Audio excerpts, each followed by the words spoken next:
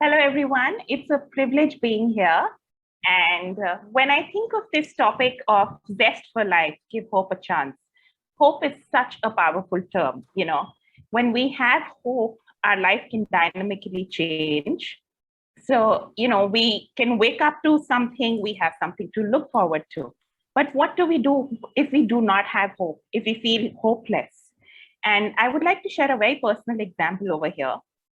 So a few years ago, my family went through a very devastating experience, to say the least. So my eldest brother, who was tall, young, handsome, all of 33 at that point of time, was overnight diagnosed with blood cancer, a very aggressive form of that. And, we had very little time. We got him admitted into a hospital immediately. And for the next 8 months, we were in and out of a hospital, and the whole family battled it. And we went through that struggle, and we were constantly battling for his life, but we had hope. So we went through it smilingly. And one day that hope left us, because life is not as you want it to be. It can be very hard. So my brother passed away in May 2014, and it was a very, very difficult experience for me, to say the least. And it's difficult for me. It's been 8 years, but it's a little difficult to talk about it still. And at that point of time, the mind frame that I went through, why am I alive? What is the reason for me to live? If he has gone, what is the purpose for me? That was one. And the second thing that really kept happening at the back of my mind was that, there's no goodness left in this world. Because my parents had raised me with a very beautiful philosophy, which a lot of people in India and even over the globe would understand, that good karma brings good karma. Goodness goes around. So my parents, as I saw them, were wonderful people. As a child, they would tell me to not even hurt an ant. So when I'm walking, I should be mindful of the ants which are ahead of me on the floor and not hurt them. And so I felt that there's such wonderful people who have never hurt a fly, who've never hurt an ant, and in my eyes, never done anything wrong, always helping people, always being in gratitude, distributing food, doing all good things, doing charitable things in society. So why did something so horrible happen to them? They did not deserve this in their old age. This was life being unfair to us. And this was goodness being evaporated from the world for me, personally. And in that mind space, I could not function. I could not think properly. I was crying. I was unhappy. I was bitter, to say the least.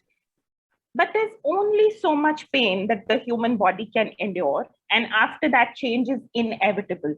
It is unavoidable, and one must change and grow. So, like I said, it's been 8 years, and I have come to a much greater peace and understanding.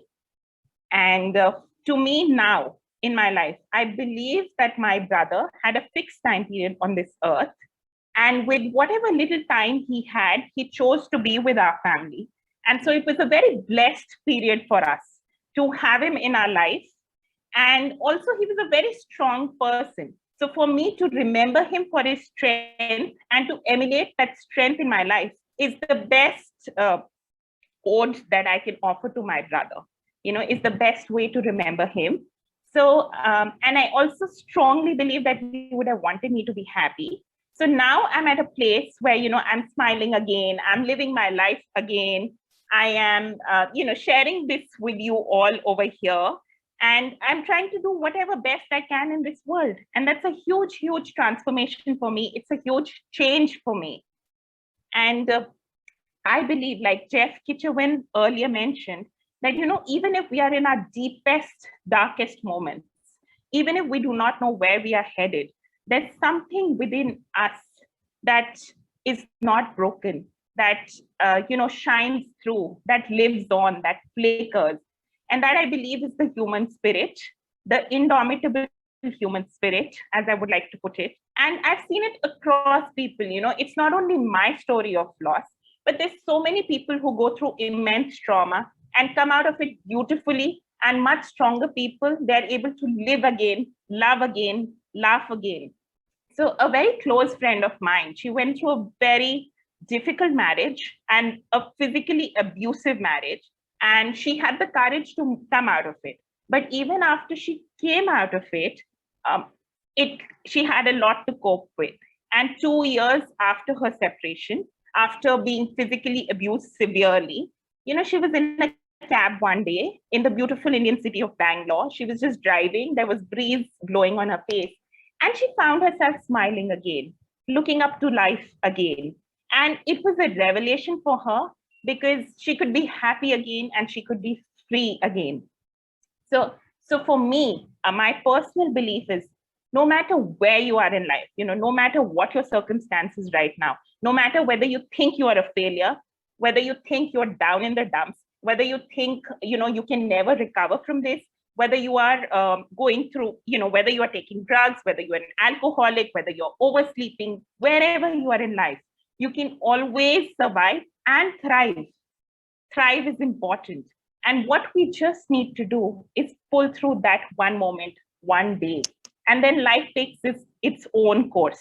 So, life, your spirit within shines through. So I was speaking with Colleen the other day, and the one mantra that I would like to leave you all with is just pull through and your spirit will shine through. Thank you so much. It's been an honor being here, and namaste from India.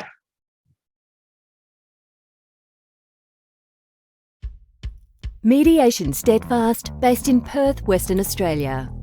We provide mediation services for employment issues to prevent expensive litigation in matters related to employee and industrial relations. We are dedicated to becoming a leader in mediation by encouraging solution-focused conversation for setting up a respectful and positive work culture. For more information on our facilitative mediation, visit our website mediationsteadfast.com.au. Mediation Steadfast, creating win-win solutions with alternate dispute resolution.